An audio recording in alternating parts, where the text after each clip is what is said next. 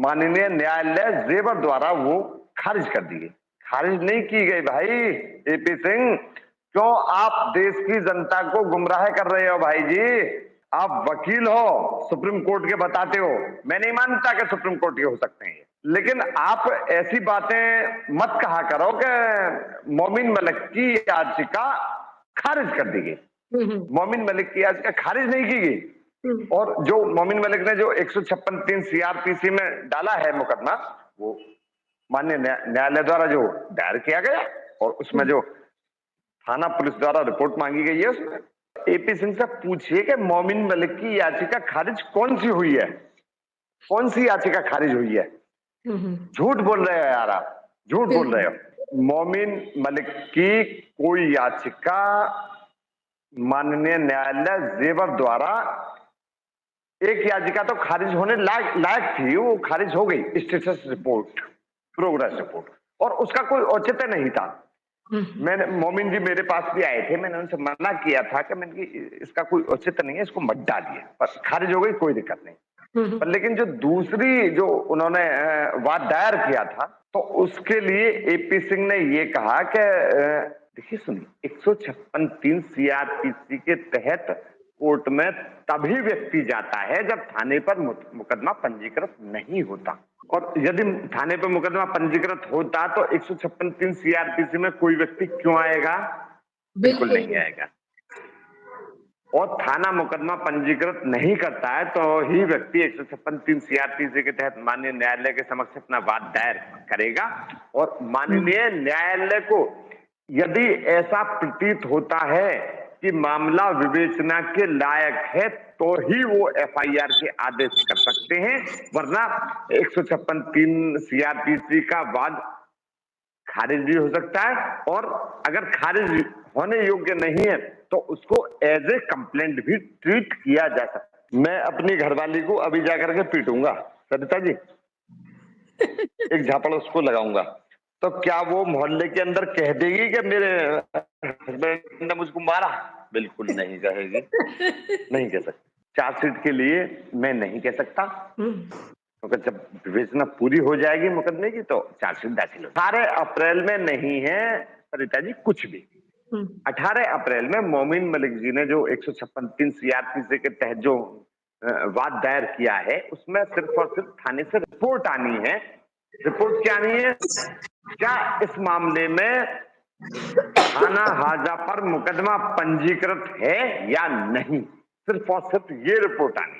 जब तक चार्जशीट नहीं आ जाती तब तक मैं कुछ नहीं कह सकता, और जब तक चार्जशीट नहीं आ जाती तो हम हर चीज पर भरोसा भी करेंगे कि हाँ ये ऐसी भी हो सकती है, ऐसा भी हो सकता है, सब कुछ हो सकता है, बिल्कुल बिल्कुल। और जब चार्जशीट आएगी तो उसमें सारा खुलासा हो जाएगा इसके बारे में।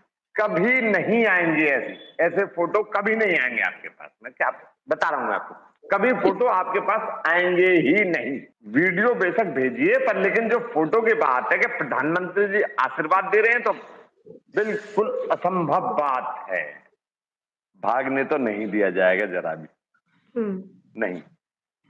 एक अपराधी को भारत सरकार द्वारा पकड़ लिया गया है, तो जिसने अपराध किया है तो अपराधी को पकड़ लिया गया और उसको सजा बखूबी मिलेगी, चाहे कोई अपराधी है। मैं नहीं कह रहा कि सीमा अपराधी है या नहीं है, पर जो भी अपराधी है उसको अपराध किया है तो उसको सजा मिलेगी। मामला हो सकता है कि जेवर थाने को ऐसा ना लगा हो कि ये मामला पंजीकृत होने योग्य नहीं है, तभी तो व्यक्ति 156(3) सीआरपीसी में जाता है। तो माननीय न्यायालय को क्षेत्र मतलब आधार पर्याप्त है कि अगर उन्हें ये लगता है कि हाँ ये, मैंने आपको बता तो दिया मैंने, अगर उनको लगता है कि विवेचना के लायक मामला है तो उसमें विवेचना के आदेश करेंगे, वरना एज ए कंप्लेंट। यदि मोमिन मलिक चाहे तो पगला गए हैं, ये कर रहे हैं कि एक वकील के ऊपर इस शब्द का इस्तेमाल करना गलत है, और जबकि हमारी भारत की कोर्टों में एक वकील जो होता है विद्वान अधिवक्ता होता है, विद्वान, और वो उसको पागल बोल रही हैं। मोमिन मलिक जी को करना चाहिए ऐसा ये मोमिन मतलब सुना, ऑडियो मैंने सुना था, लेकिन ऑडियो की सच्चाई के बारे में मैं नहीं कह सकता कि ऑडियो ये जो है सही है या गलत है। बिल्कुल, बिल्कुल। एपी सिंह, बोल दूं शब्द, बोल दूं, बिल्कुल। बोल दूं? हाँ, हाँ, बिल्कुल। एपी सिंह शब्द काट दिया मैंने, वॉइस काट दिया मैंने। एपी सिंह घोड़ा दौड़ा दौड़ा लेना, मतलब समझ गए होंगे, दर्शक समझ गए होंगे। हाँ जी। एपी सिंह तक के घोड़ा दौड़ा लेना, पर नतीजा कुछ नहीं निकलने वाला, मैं बता रहा हूं आपको। एपी सिंह तो एक गद्दार व्यक्ति है, गद्दार, गद्दार और अय्यास। बिल्कुल। वो जैसे निर्भया वाले में बच गए, ऐसे या में बच जाएंगे, पर नतीजा इनको कुछ नहीं दे पाएंगे। बिल्कुल, बिल्कुल। बिगड़ेगा या ना बिगड़ेगा, वो कानून के तहत ही होगा सारा कुछ। नहीं। जो इनके सपोर्टर हैं या इनके विपरीत हैं, कानून के मतलब इसका रिजल्ट सभी को पता है क्या होना है, क्या नहीं होना। मैं नहीं कह रहा कि सीमा यहाँ रहो या ना जाओ, सीमा के यहाँ रहने से मुझे कोई नुकसान नहीं, कोई फायदा नहीं, बिल्कुल भी। और सीमा यहाँ से चली जाए तो मेरा कोई नुकसान नहीं, कोई फायदा नहीं। मैं इसके बारे में तब तक कुछ नहीं कह सकता कि जब तक कोर्ट में चार्जशीट दाखिल नहीं हो जाती। कोई इसकी बहन जी है या कोई भैया जी है तो उसके बारे में मैं नहीं कह सकता जब तक कोर्ट में चार्जशीट दाखिल नहीं हो जाती। हाँ, इसके भैया जी के बारे में जरूर पूरे देश को पता है। माननीय न्यायालय जेवर द्वारा वो खारिज कर दी गई। खारिज नहीं की गई भाई एपी सिंह, क्यों आप देश की जनता को गुमराह कर रहे हो भाई जी? आप वकील हो, सुप्रीम कोर्ट के बताते हो, मैं नहीं मानता कि सुप्रीम कोर्ट के हो सकते हैं, लेकिन आप ऐसी बातें मत कहा करो कि मोमिन मलिक की याचिका खारिज कर दी गई। मोमिन मलिक की याचिका खारिज नहीं की गई, और जो मोमिन मलिक ने जो 156(3) सीआरपीसी में डाला है मुकदमा, वो माननीय न्यायालय द्वारा जो दायर किया गया, और उसमें जो थाना पुलिस द्वारा रिपोर्ट मांगी गई है, उसमें एपी सिंह से पूछिए कि मोमिन मलिक की याचिका खारिज कौन सी हुई है, कौन सी याचिका खारिज हुई है? झूठ बोल रहे हो यार, आप झूठ बोल रहे हो। मोमिन मलिक की कोई याचिका माननीय न्यायालय जेवर द्वारा, एक याचिका तो खारिज होने लायक थी, वो खारिज हो गई, स्टेटस रिपोर्ट, प्रोग्रेस रिपोर्ट, और उसका कोई औचित्य नहीं था। मैंने, मोमिन जी मेरे पास भी आए थे, मैंने उनसे मना किया था कि मैंने इसका कोई औचित्य नहीं है, इसको मत डालिए, बस खारिज हो गई, कोई दिक्कत नहीं। पर लेकिन जो दूसरी जो उन्होंने वाद दायर किया था, तो उसके लिए एपी सिंह ने ये कहा कि देखिए सुनिए, 156(3) सीआरपीसी के तहत कोर्ट में तभी व्यक्ति जाता है जब थाने पर मुकदमा पंजीकृत नहीं होता, और यदि थाने पर मुकदमा पंजीकृत होता तो 156(3) सीआरपीसी में कोई व्यक्ति क्यों आएगा? बिल्कुल नहीं आएगा।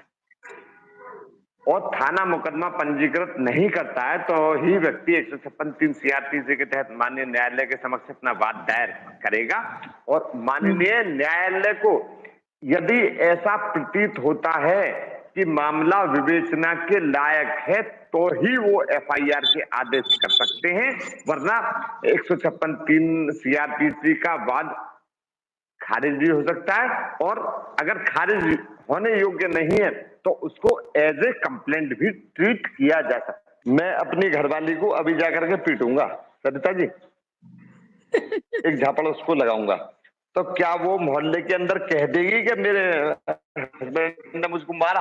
बिल्कुल नहीं कहेगी, नहीं कह सकती। चार्जशीट के लिए मैं नहीं कह सकता, क्योंकि जब विवेचना पूरी हो जाएगी मुकदमे की तो चार्जशीट दाखिल हो। 18 अप्रैल में नहीं है सरिता जी कुछ भी।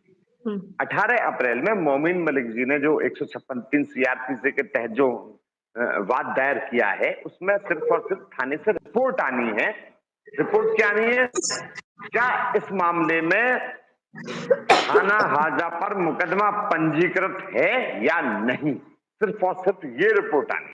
जब तक चार्जशीट नहीं आ जाती तब तक मैं कुछ नहीं कह सकता, और जब तक चार्जशीट नहीं आ जाती तो हम हर चीज पर भरोसा भी करेंगे कि हाँ ये ऐसी भी हो सकती है, ऐसा भी हो सकता है, सब कुछ हो सकता है। बिल्कुल। बिल्कुल, बिल्कुल। और जब चार्जशीट आएगी तो उसमें सारा खुलासा हो जाएगा इसके बारे में। कभी नहीं आएंगे ऐसे फोटो कभी नहीं आएंगे आपके पास। मैं क्या बता रहा हूं आपको, कभी फोटो आपके पास आएंगे ही नहीं।